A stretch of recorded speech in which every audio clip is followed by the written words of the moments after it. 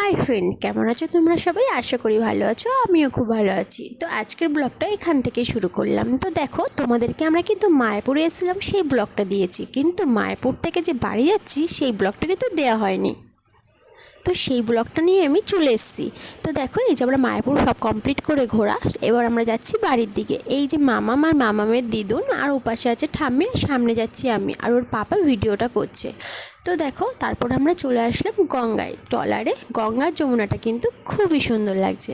তো দেখো, হালকা হালকা সন্ধ্যা হয়ে এসছে, আর গঙ্গাটা যে এত সুন্দর লাগছে, খুবই সুন্দর লাগছে। তোমাদের সাথেও শেয়ার করলাম, তোমরাও দেখো।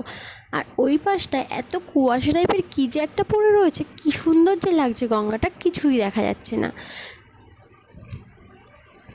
আর গঙ্গায় মানে বুঝতেই পারছো কেমন হাওয়া দেয়, আর ঠান্ডা ঠান্ডা মানে হাওয়া দিচ্ছে গরমের মধ্যে ট্রলারে গঙ্গার ওপরে, কী ব্যাপক যে লাগছে। তো তারপরে দেখো চলে এসেছি রান্নাঘরে। এখানে রয়েছে মাছের ঝোল, আর এখানে হচ্ছে পমফ্রেট মাছ দিয়ে সর্ষে পোস্ত, আর এখানে আছে ওল শাক দিয়ে চিংড়ি মাছ। কে কে খেয়েছো কমেন্টে অবশ্যই জানিও।